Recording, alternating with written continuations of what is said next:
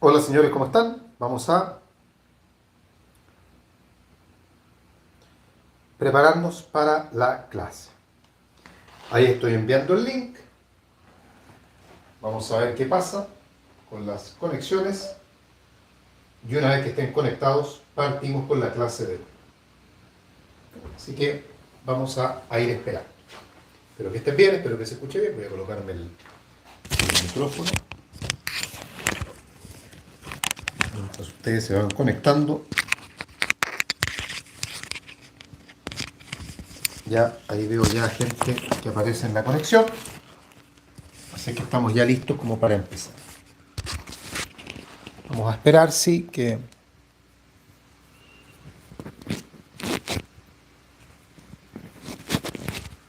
aparezcan más personas, que tengamos más quórum y partimos.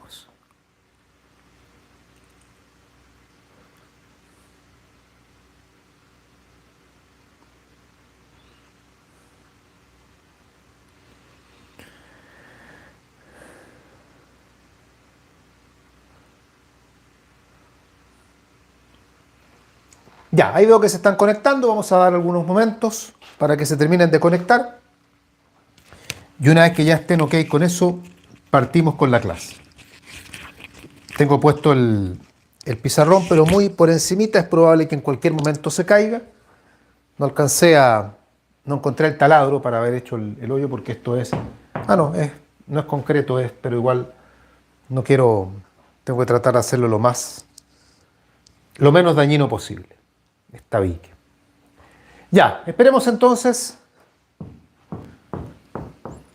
Claro, hay una parte que está bien y una parte que es concreto. Esperemos entonces que se vayan conectando. Ya estamos casi listos ya para nuestro tema del día de hoy, que corresponde a analizar las resoluciones judiciales. Una materia que siempre genera más de algún problema.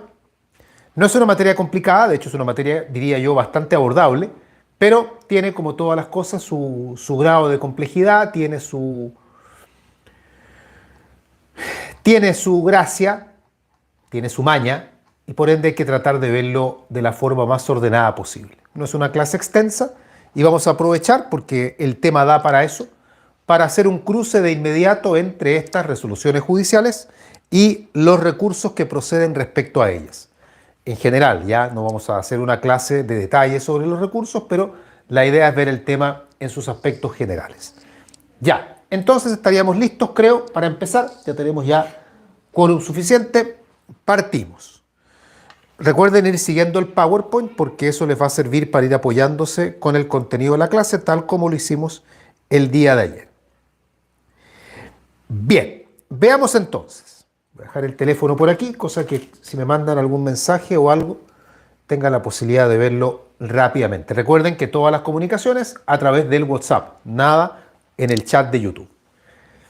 Yo siempre en este punto le comento a los alumnos que uno, cuando está en un procedimiento judicial, juicio ordinario o cualquier otro, uno tiene que imaginar que el procedimiento es como una conversación.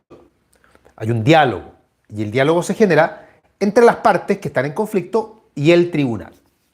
Y la forma de dialogar no es una conversación hecha verbalmente, aunque podría ocurrir, por ejemplo, si se trata de una audiencia. Pero la forma de dialogar es distinta. Y la forma como el tribunal se comunica hacia las partes es a través de resoluciones judiciales. El tribunal no envía cartas, no manda correos, sino que la forma de diálogo, cómo el tribunal le va dando curso al juicio o cómo el tribunal va respondiendo a las solicitudes o a las inquietudes de las partes, es justamente a través de resoluciones judiciales. Y eso es lo que nosotros vamos a ver en la clase de hoy.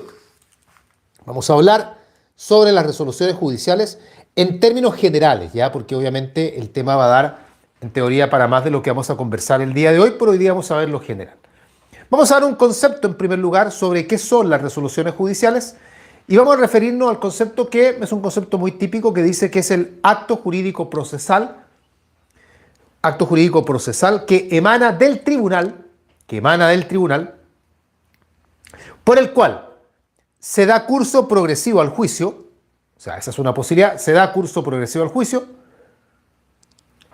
se resuelven los incidentes que se promueven durante el mismo, se resuelven, los incidentes que se promueven durante el mismo, o se decide el asunto sometido a su conocimiento. En este último caso, naturalmente, estamos hablando de la sentencia definitiva.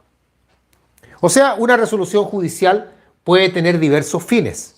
Todo va a depender de la naturaleza que tenga como resolución judicial, que es justamente lo que pasaremos a analizar someramente ahora. Dentro de las resoluciones judiciales más comunes, y que son las que vamos a analizar el día de hoy, tenemos una clasificación que está hecha atendiendo a su naturaleza jurídica. Y así encontramos la sentencia definitiva, la sentencia interlocutoria, ambas son sentencias, así es que ojo con eso, los autos y los decretos. Dos cuestiones sobre las que quiero de inmediato llamar la atención acá. Una, recordar, entender que la palabra sentencia, dicha a secas, es una expresión que procesalmente hablando comprende tanto a la sentencia definitiva como a la sentencia interlocutoria. Por lo tanto, no hay que creer que necesariamente la palabra sentencia alude a sentencia definitiva. No necesariamente. Podría ser, pero podría no ser también. Eso por un lado. Y por otro lado, autos y decretos no son lo mismo. Ya vamos a hablar de la diferencia, pero quiero desde ya llamar también la atención sobre ese punto porque es muy habitual encontrarse con alumnos que creen que decretos y autos son sinónimos. No es así. Tienen roles distintos, cumplen fines distintos. ¿Son estas las únicas resoluciones judiciales que hay? A grosso modo uno podría decir que sí. O sea, toda resolución que emana de un tribunal, lo más probable es que cuadre con alguna de estas calidades que están acá. Sea o un decreto, o un auto, o una interlocutoria, o una definitiva.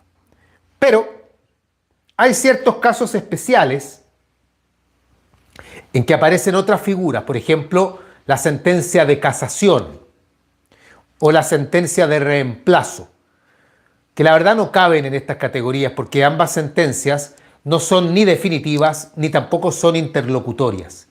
Por lo tanto, ahí entramos en categorías aparte, pero son situaciones tan puntuales que no dan realmente para que uno construya una categoría completa sobre la base de ellas. Por lo tanto, acá realmente la clasificación se hace atendiendo a estas cuatro naturalezas: sentencia definitiva, sentencia interlocutoria, autos y decretos. La idea del día de hoy es que estudiemos estas cuatro clases de resoluciones judiciales y que respecto de cada una sepamos el concepto, sepamos además ejemplos y conozcamos cuáles son los recursos que comúnmente proceden en contra de ellas. Y obviamente agregaremos un poco más de información cuando corresponda. Hasta acá, ¿cómo vamos? ¿Alguna duda, alguna pregunta, algún comentario? ¿Algo que decir? No se olviden que cualquier cosa que quieran agregar o que quieran incorporar o que quieran preguntar, me la dicen y usan para ello el chat que tenemos ahí en el WhatsApp, el grupo de WhatsApp para ello. No usar el chat de YouTube porque no lo uso mucho. Ya Sofía me dice que está todo claro, ya súper. Entramos en materia entonces ya más en detalle. Y vamos a seguir el orden más tradicional y vamos a partir con la sentencia definitiva. Sentencia definitiva, comúnmente llamada sentencia a secas, pero ya hemos hecho hincapié de que la expresión sentencia, procesalmente hablando, no solamente debiera hacer referencia a la sentencia definitiva, sino que a otro tipo de sentencias como puede ser la sentencia interlocutoria. Conceptualmente hablando, la sentencia definitiva es aquella que pone fin a la instancia,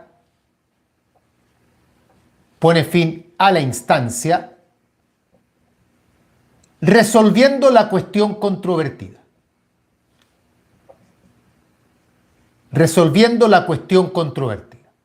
Es muy importante esto porque para que una sentencia sea definitiva, tiene que cumplir con ambos roles. O sea, tiene que, por un lado, poner fin a la instancia, pero además resolver la cuestión controvertida. No es una de dos, si pone fin a la instancia, pero no resuelve la cuestión controvertida, no es sentencia definitiva entonces. O por el contrario, si resolviere la cuestión controvertida, pero no le pusiere fin a la instancia, tampoco es sentencia definitiva. Tiene que cumplir con ambos perfiles.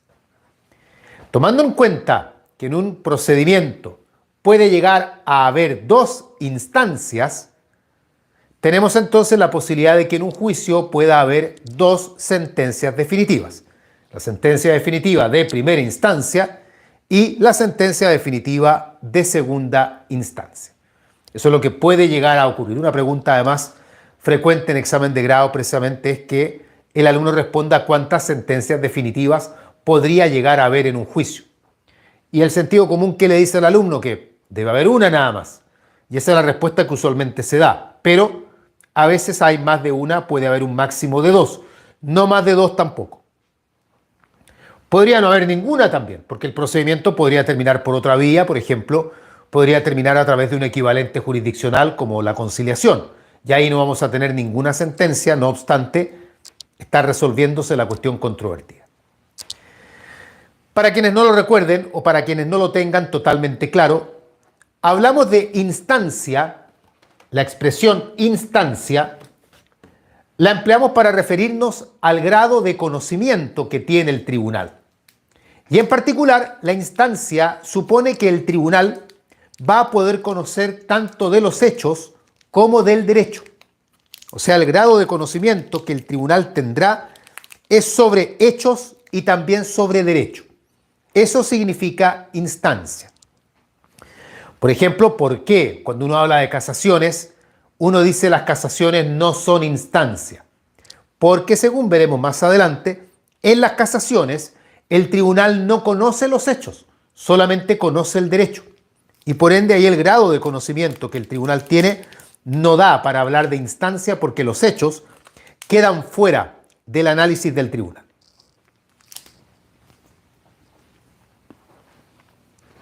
Bien, eso es conceptualmente la sentencia definitiva. Ahora bien, ¿cómo la podemos clasificar a la sentencia definitiva? ¿Qué tipos, qué clases de sentencias definitivas tenemos? Por ejemplo, según la instancia, tenemos sentencias definitivas de única instancia,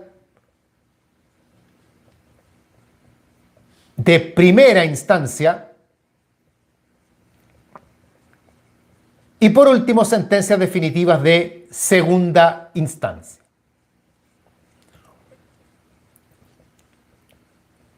Toda esta clasificación gira en torno al recurso de apelación. Gira en torno al recurso de apelación. Es decir, si una sentencia no es apelable, entonces se denomina sentencia de única instancia. Si una sentencia es susceptible de apelación, entonces es de primera instancia. Y si una sentencia ya ha sido apelada, o sea, se ha dictado a consecuencia de una apelación, es por lo tanto una sentencia de segunda instancia. O sea, las instancias, esto de hablar de única, de primera o de segunda instancia, gira en torno a la apelación. Siempre, no solamente ahora que estamos hablando de las sentencias. Todo lo que tiene que ver con instancias y el definir efectivamente si es única o primera o segunda, tiene que ver justamente con el recurso de apelación. Esta es una clasificación probablemente la más importante de las sentencias definitivas, pero también hay otras que son más propias de áreas particulares. Por ejemplo, en materia penal, la sentencia definitiva puede ser absolutoria o condenatoria. En el juicio ejecutivo, la sentencia definitiva también puede ser absolutoria o condenatoria. Y a su vez, la condenatoria, juicio ejecutivo estoy hablando, puede ser de pago o de remate. En fin, hay, como les digo, otras clasificaciones que las iremos descubriendo a medida que vayamos descubriendo también otros procedimientos. Bien, respecto a los requisitos de las sentencias definitivas, también lo veremos en otra clase, particularmente cuando veamos, vamos a hacer una clase por ahí que dice relación con las formas de cómo puede terminar un juicio, y generalmente termina por sentencia definitiva, por lo tanto ahí veremos eso, y ahí conversaremos de los requisitos que debe reunir una sentencia, no ahora porque además no son los mismos requisitos los que reúne una sentencia en materia civil que en materia penal, por ende tenemos que hacer en su momento esa distinción también, pero no todavía.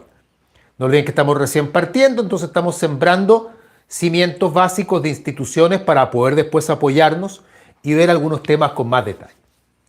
¿Qué recursos proceden contra una sentencia definitiva? Y estoy, insisto, generalizando, porque obviamente esto puede tener excepciones o situaciones particulares, siempre hay. Los que estudiamos derecho sabemos que siempre aparece por ahí un caso distinto al de la regla general o algo parecido. Pero generalizando, sin entrar en detalles, una sentencia definitiva es susceptible en general de apelación, y tienen que darse los presupuestos para ello, el gravamen, o sea, bien digo, el agravio, perdón, y otros elementos más.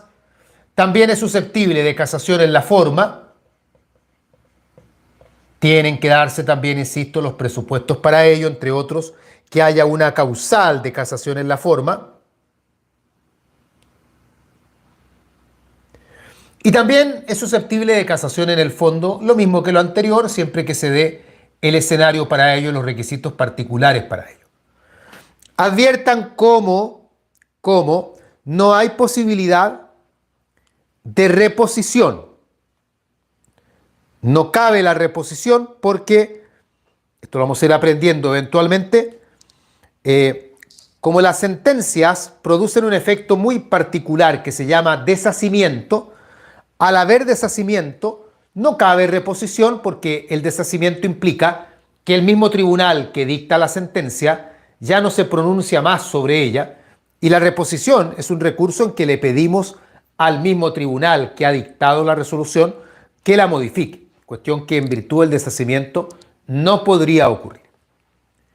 ¿Hay otros recursos que procedan? Claro, si nos vamos a casos puntuales, podríamos encontrar el recurso de revisión, o también en materia penal la nulidad penal, en fin, yo no estoy diciendo que estos sean los únicos recursos, pero dentro de los recursos que más comúnmente se estudian, acá tenemos apelación, casación en la forma y casación en el fondo, insisto, cada uno de ellos con sus requisitos particulares y su ámbito de aplicación propio. Bien, esto respecto entonces a lo que son las sentencias definitivas. ¿Preguntas, dudas, algún comentario, algo que agregar, alguien quiere decir algo? Yo voy a sacar la foto de lo que está en la pizarra para subírselas ahí al grupo, y mientras tanto ustedes, si tienen alguna duda o alguna consulta, la pueden escribir ahí en el chat y yo la voy contestando. Disculpen que les dé la espalda un segundo, pero voy a sacar la foto de la pizarra.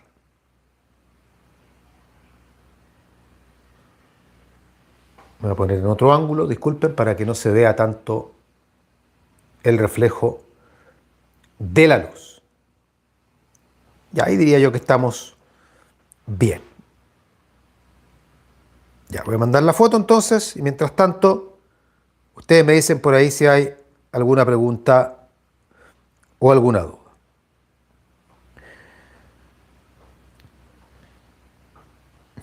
No he sentido que lleguen mensajes, así es que asumo que no hay.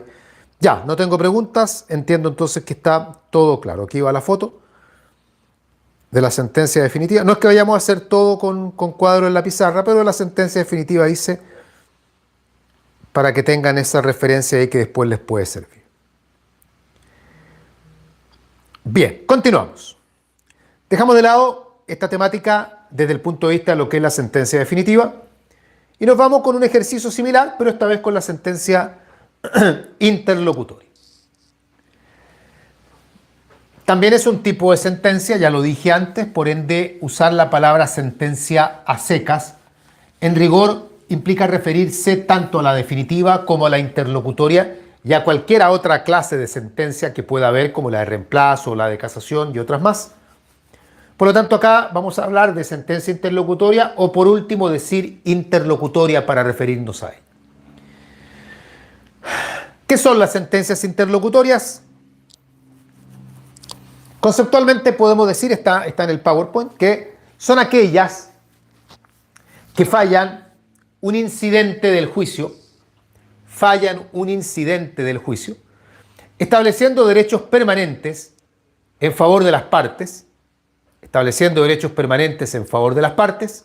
o bien aquellas que resuelven sobre algún trámite que deben servir de base en el pronunciamiento de otra sentencia. Esa otra sentencia puede ser tanto definitiva como interlocutoria. O sea, resuelven incidentes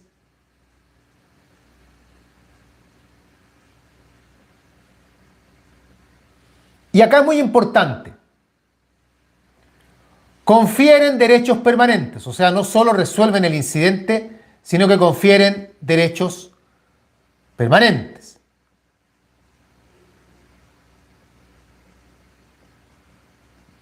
Ahí entonces, si eso sucede, se juntan las dos condiciones. Resuelven incidentes y confieren derechos permanentes, entonces hablamos de interlocutoria. Por otro lado, también son interlocutorias las que se pronuncian sobre trámites que sirven de base para otra sentencia.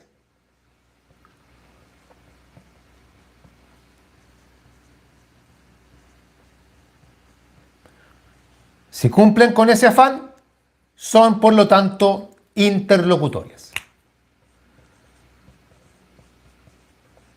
De ahí que la doctrina, para diferenciar a estas dos clases de interlocutorias, a las primeras, a las que resuelven incidentes, confiriendo derechos permanentes hacia las partes, las llaman interlocutorias de primer grado. Y a las otras, las interlocutorias que resuelven trámites que luego servirán de base para dictar otra sentencia que puede ser tanto definitiva como otra interlocutoria, las llaman interlocutorias de segundo grado.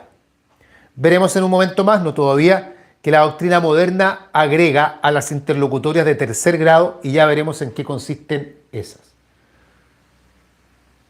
Me pide Gabriela ejemplos, sí, vamos a dar ejemplos ahora. Así que vamos a ver unas y otras. Vamos con las primeras. Interlocutorias que fallan incidentes del juicio y que establecen derechos permanentes en favor de las partes. Y que son, por lo tanto, interlocutorias de primer grado en este caso. Tenemos, por ejemplo, la que acoge el abandono del procedimiento. Esa es una sentencia interlocutoria de primer grado. Otro ejemplo, la que acoge el desistimiento de la demanda. También es interlocutoria de primer grado. Ahí tienen un par de ejemplos. Ambas tienen que ver con incidentes porque tanto el abandono como el desistimiento, se tramitan como incidentes y ambas confieren derechos permanentes a alguna de las partes. Ejemplos de interlocutorias de segundo grado, o sea, aquellas que no tienen que ver con incidentes. Las de segundo grado no tienen que ver con incidentes, sino que se resuelven, como lo dice la definición, resuelven algún trámite, cualquier trámite, pero que sirve luego como base para dictar otra sentencia. Ejemplos de interlocutorias de segundo grado tenemos probablemente el ejemplo más importante, que es la resolución que recibe la causa a prueba. La resolución que recibe la causa a prueba. Y, en segundo lugar, otro ejemplo, para tener dos ejemplos, la citación a oír sentencia. La citación a oír sentencia. Ahí tienen un par de ejemplos de interlocutorias, en este caso, de segundo grado. Yo le dije hace un ratito que la doctrina moderna, no todos los textos, pero algunos autores, señalan que hay sentencias interlocutorias de tercer grado. De tercer grado. Esto no aparece en todos los textos, en algunos sí, porque esta no es una forma de pasar la materia que la hagan todos los profesores, pero algunos sí, y por eso la comento. Si les llegasen a preguntar por las sentencias interlocutorias de tercer grado, la referencia está hecha a aquellas sentencias interlocutorias que tienen por finalidad poner término al juicio o hacer imposible su continuación. Le ponen término al juicio o hacen imposible su continuación. Por ejemplo, la misma resolución que yo comenté recién, que es la que acoge el abandono del procedimiento, para una parte de la doctrina podría ser considerada una sentencia interlocutoria de tercer grado, porque justamente le pone término al juicio, así que estaría en esa categoría.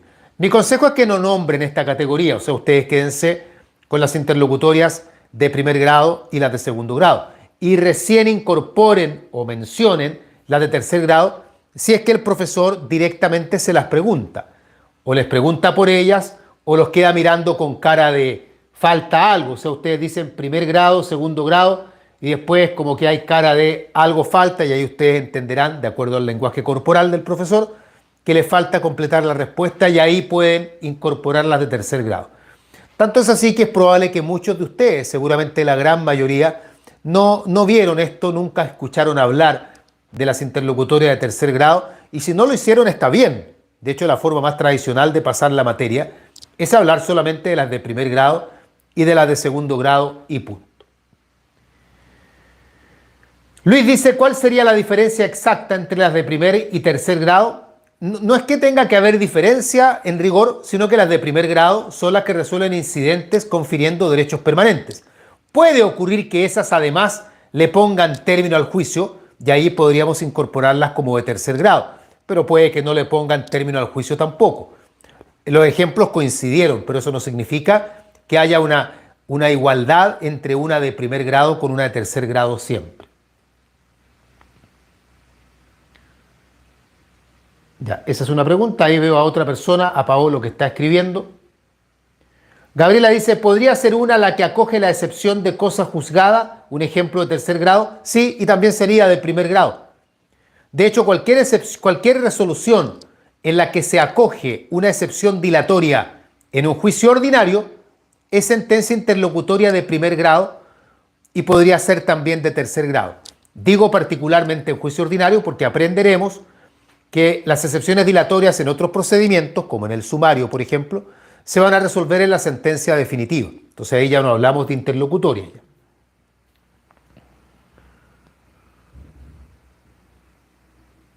Todavía está ahí, veo a alguno escribiendo, así que no sé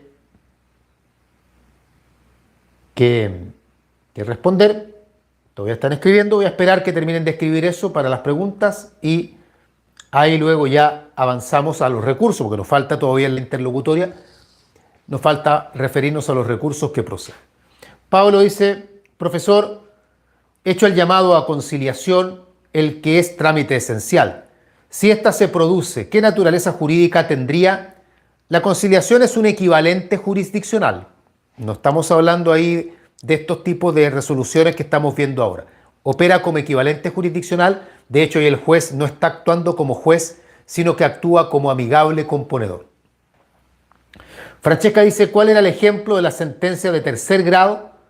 ¿Lo puede repetir, por favor? Sí, dije el abandono del procedimiento, la que acoge el abandono, o la que acoge el desistimiento de la demanda. Esos son los que dije. Luis dice, ¿algún ejemplo de primer grado que no coincida con de tercer grado? Las excepciones dilatorias pueden ser, depende de cuál se acoja y cuál no, porque algunas de ellas acogidas no le van a poner término al juicio. Así que ahí podrían encontrar un ejemplo de aquello. O la que acoge el privilegio de pobreza también podrían marcarse dentro de esa categoría, ser de primer grado, pero no ser de tercer grado.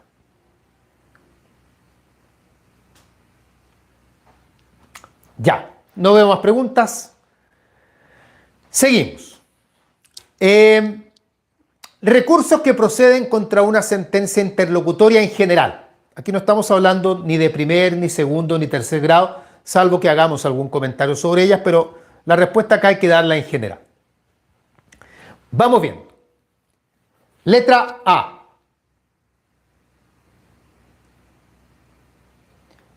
El recurso que en el fondo debiera proceder contra una interlocutoria, el que debemos entender como la regla general, es la apelación.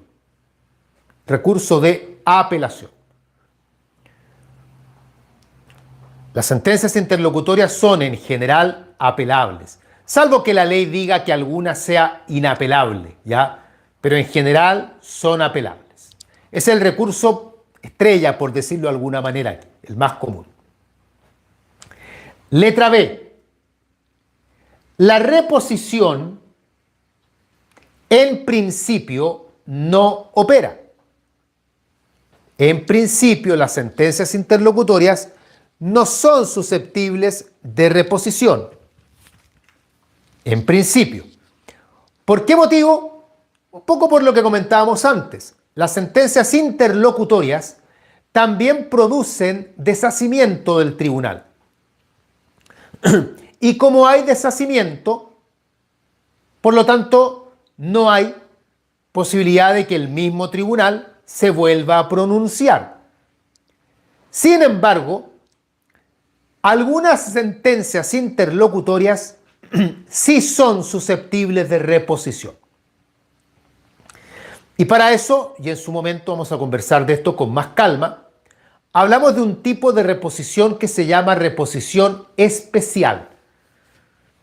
La reposición especial precisamente es aquella reposición que procede en contra de sentencias interlocutorias.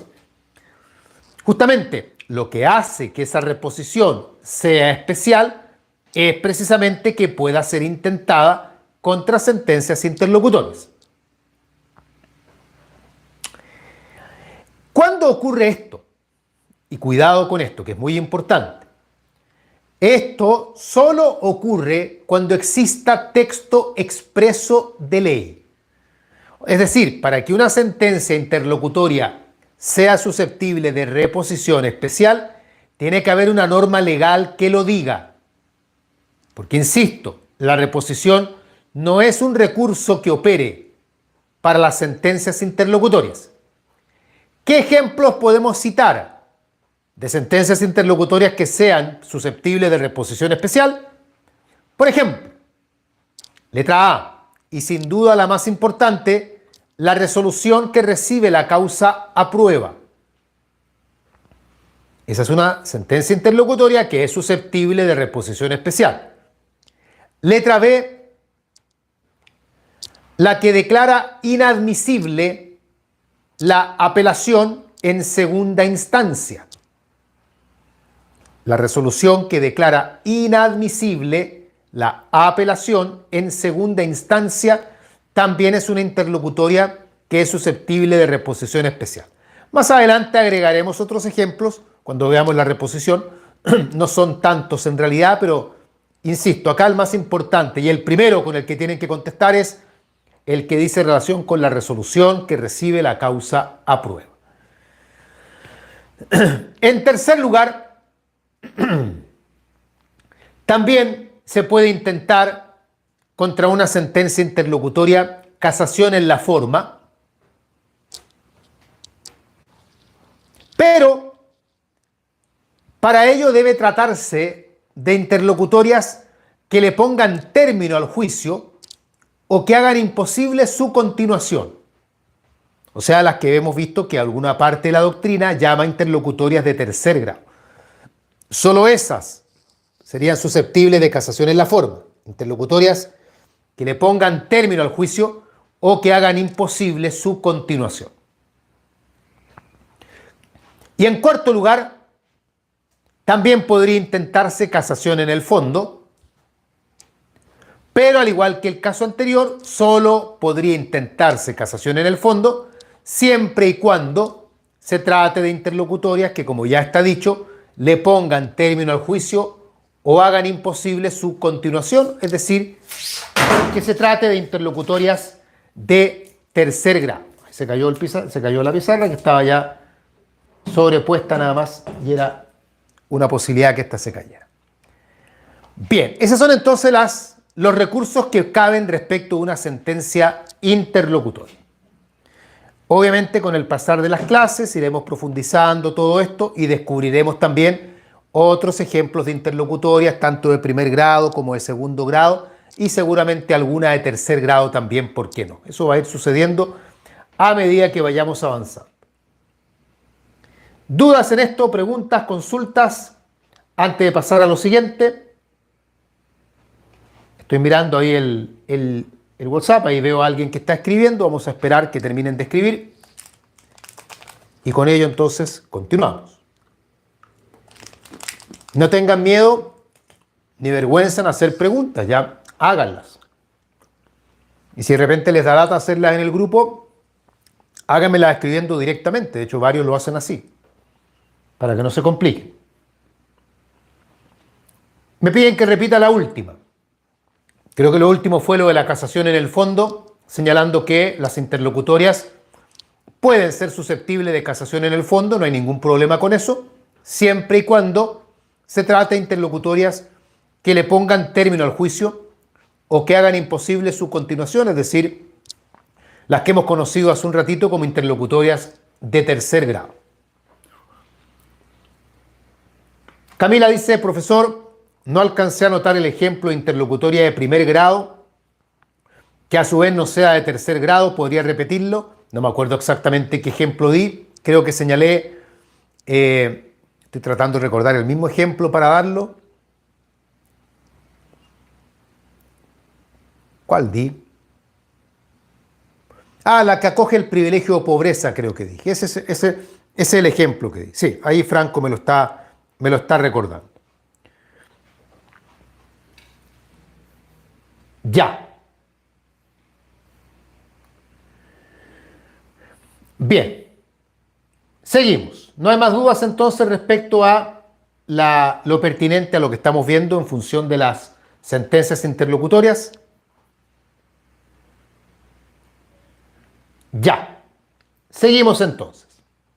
Pasamos a los autos. Los autos, la resolución judicial que se llama autos, se caracteriza porque en el fondo, y esta es una forma de sintetizarlo, para entenderlo, pero no para responderlo en examen, pero para entenderlo, los autos son todo lo contrario a las interlocutorias. O sea, los autos son aquellos que resuelven incidentes sin conceder derechos permanentes a las partes. Resuelven incidentes sin conceder derechos permanentes a las partes.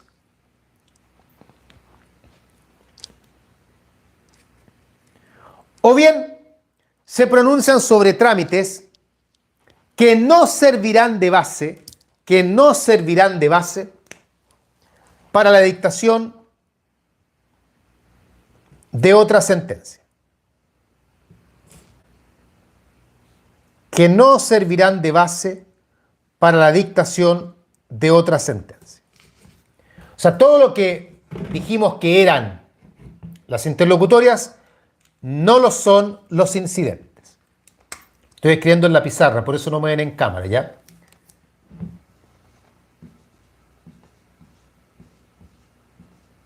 Déjenme terminar acá porque estaba haciendo un pequeño cuadrito. Se me cayó la pizarra, así que lo estoy haciendo aparte y le saco la foto para que lo tengan.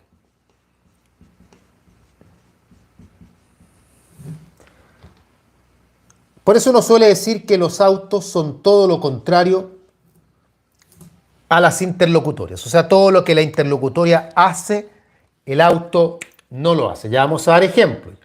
Denme un segundo. Estoy en este momento terminando el cuadro. Ya, ahí terminé el cuadrito, le voy a sacar la foto y lo voy a subir. Y así podemos también dar algunos ejemplos sobre el tema. Bien, ejemplos de autos. Por ejemplo, la resolución que rechaza El abandono del procedimiento es un auto. No se confieren derechos permanentes porque el abandono se podría volver a pedir más adelante, entonces. O la resolución que rechaza el desistimiento de la demanda,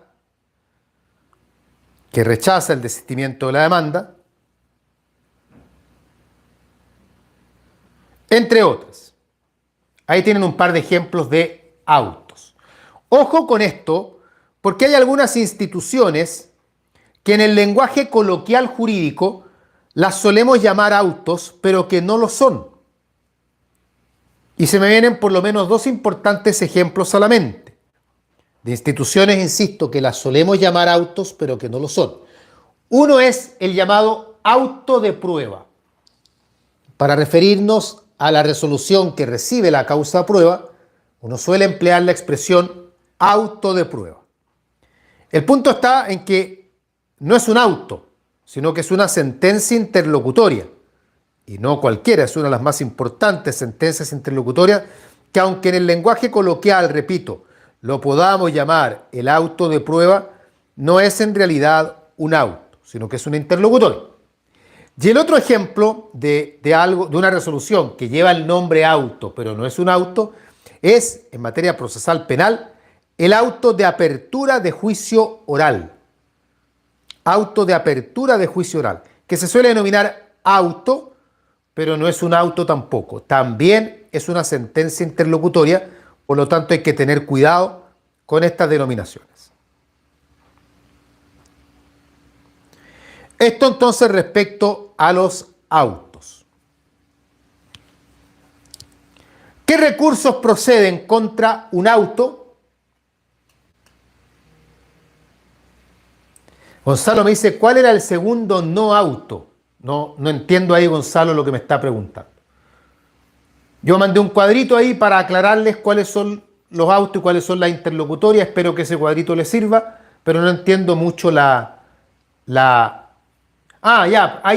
Me está preguntando cuál es el segundo ejemplo de la institución que se le llama auto, pero no es auto. Ahí sí. No entendía a qué se refería. Es lo que le responden sus compañeros. O sea, el auto de apertura de juicio oral en materia penal. Justamente esa es una institución que la solemos llamar auto, pero que no es un auto en rigor. Bien, continuamos.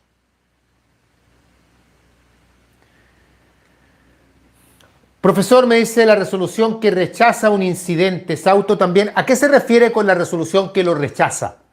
Cuando yo promuevo el incidente y me dicen que no se someterá a tramitación, o la que rechaza lo que yo estoy pidiendo. Porque la que rechaza lo que yo estoy pidiendo hay que analizar si confiere o no confiere derechos permanentes para ver si es interlocutoria o si es auto. Entonces ahí tiene que aclararme usted a qué se refiere cuando dice la resolución que rechaza un incidente. La resolución final del incidente cuando no confiere derechos permanentes es un auto. Si confiere derechos permanentes es una interlocutoria, si no confiere derechos permanentes es un auto. Ojo que en los autos no se emplea la distinción entre autos de primer grado o de segundo grado, ¿ya? Para que no la usen tampoco. Esa sola se emplea respecto de las interlocutorias, de las sentencias interlocutorias. Ya, dejemos pendiente el tema de los recursos en los autos y vámonos a los decretos. Decretos también llamados providencias o proveídos. Decretos, providencias o proveídos. Son las resoluciones más comunes en toda clase de procedimiento, los procedimientos en general. La resolución más frecuente son estas, decretos, providencias o proveídos. Son aquellas que sirven para darle curso progresivo al juicio. Sirven para que el juicio vaya avanzando. Un traslado es un decreto. Vengan las partes a audiencia es un decreto. Un téngase presente es un decreto. Un accede a lo solicitado es un decreto. En fin, insisto, son la gran mayoría de las resoluciones y, como ya está dicho, su finalidad es darle curso progresivo a los autos. Cuando hablamos de autos, acá estamos hablando del juicio, ya darle curso progresivo al juicio, si no quieren usar la palabra autos para no confundirla con autos en el sentido de resolución judicial, pueden decir dar curso progresivo al juicio. Javiera pregunta si los decretos son las resoluciones llamadas de mero trámite. Sí, en lenguaje coloquial jurídico se les llama resoluciones de cajón o se les llama resoluciones de mero trámite o de mera tramitación. Esos son efectivamente los decretos, que también son llamados, ya lo dije, providencias o también llamados proveídos. Decretos, providencias o proveídos. Bien, ¿qué recursos proceden acá? Y acá los juntamos con los autos, porque tanto para los decretos como para los autos, el sistema de recursos es el mismo, tanto en los decretos como en los autos.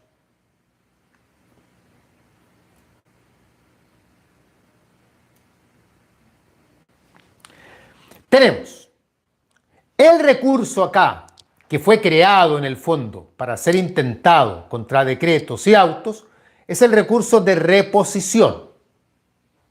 Esto se debe a que tanto los decretos como los autos no generan deshacimiento del tribunal, por lo tanto el mismo tribunal que los dicta los podría modificar y es ahí que aparece justamente el recurso de reposición.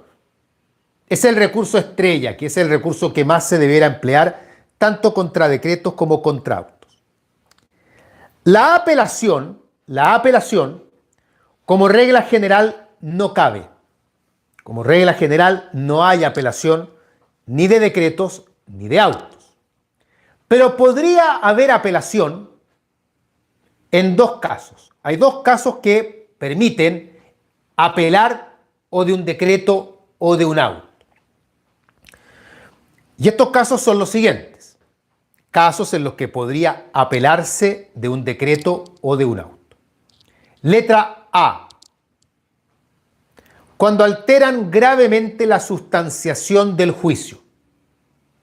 Alteran gravemente la sustanciación del juicio. Por ejemplo, estamos en un procedimiento sumario, yo presento la demanda y el tribunal provee traslado.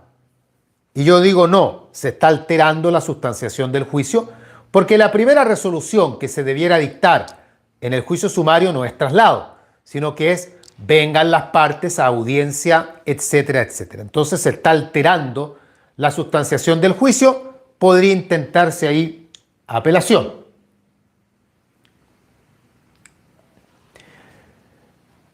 Letra B, el segundo caso en que se podría apelar de un auto o de un decreto, cuando ordenan trámites no establecidos en la ley, trámites no señalados en la ley. Por ejemplo, que yo presentara la demanda y el tribunal dijera, previo a proveer la demanda, acompáñese certificado de notas de la universidad. Y yo digo, bueno, ¿y esto dónde aparece? La ley en ningún momento señala que para acompañar la demanda yo tenga que acompañar un certificado de notas. Entonces, si el tribunal insiste, yo puedo apelar. Ojo, que tal como lo plantea un compañero acá, en el caso de los autos y los decretos, Juan Guillermo lo dice, en el caso de los autos y los decretos, si es que apelamos, la apelación tiene que ir en subsidio de la reposición. O sea, en el fondo uno primero intenta reposición con apelación en subsidio, lo que significa que yo repongo y si el tribunal me dice que no a la reposición, va a la apelación entonces. Estos son los dos casos en que un auto o un decreto es susceptible de apelación.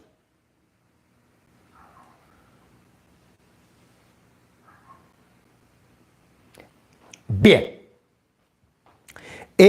Digamos para cerrar que respecto a los autos y los decretos no procede en ningún caso casación, ni de forma ni de fondo. O sea, no podemos intentar casación contra un auto o contra un decreto. Y cuando digo no se puede intentar casación es ningún tipo de casación, ni casación en la forma ni casación en el fondo. Ya, con esto terminamos entonces esta parte que dice relación con las resoluciones judiciales, que es un tema bastante formativo, se puede decir, pero importante, que hay que manejarlo bien y del cual sin duda alguna iremos descubriendo otros elementos a medida que vayamos avanzando. ¿Dudas, preguntas sobre la clase de hoy?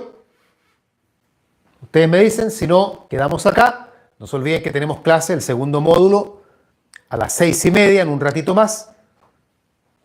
Ahí les voy a mandar el PowerPoint de la materia que vamos a ver, pero me interesa cerrar el capítulo este que estamos viendo. Entonces díganme si hay al respecto alguna pregunta, algún comentario. Y si no, cerramos entonces acá. Veo a un alumno que está escribiendo, ya por eso estoy aquí mirando. Ya. No es necesario que escriban que está todo claro ni que está todo bien, ¿ya? Porque si está todo bien o está todo claro, yo lo asumo por el hecho de que no me hagan ninguna pregunta. Porque si no me quedo esperando a que escriban, y claro, me quedo esperando y después veo que lo que escribieron es entendí todo, profesor. Y me alegra que lo entiendan. Pero escriban las dudas nada más. Franco dice, ¿la reposición especial tiene mismo plazo que la reposición ordinaria? No. Voy a generalizar, la reposición ordinaria son 5 días, la especial suelen ser 3 días. Ya vamos a ver eso con más calma. Jimena me dice si respecto a la sentencia interlocutoria sirve para otra sentencia. Estoy tratando de entender su pregunta, pero creo que la respuesta es sí. Ya dijimos ya que son interlocutorias aquellas que sirven de base para dictar otra sentencia, que puede ser otra sentencia interlocutoria o bien otra sentencia definitiva. Bien, no veo más preguntas. Cerramos acá esta primera parte de la clase del día de hoy.